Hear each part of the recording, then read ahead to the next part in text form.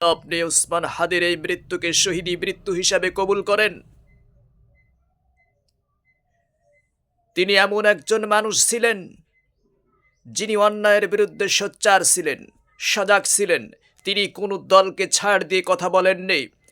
তিনি বিএনপিকে ছাড় দিয়ে কথা বলেননি, জামাতকে ছাড় দিয়ে কথা বলেননি, আওয়ামী লীগ একে ছাড় দিয়ে কথা বলেন নাই।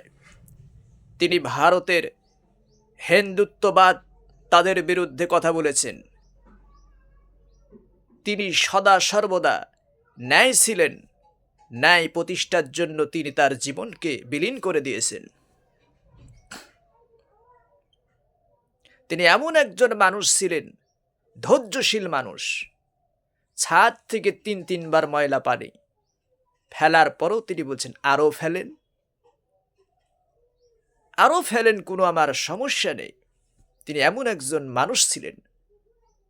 সুতরাং তার জন্য আমরা দোয়া করি, আল্লাহ যাতে তার কবরটাকে একটি জান্নাতের টুকরো বানিয়ে দেন এবং কিয়ামতের মহা সংকটের দিনে আল্লাহ তুমি তারে জান্নাত নসিব করো।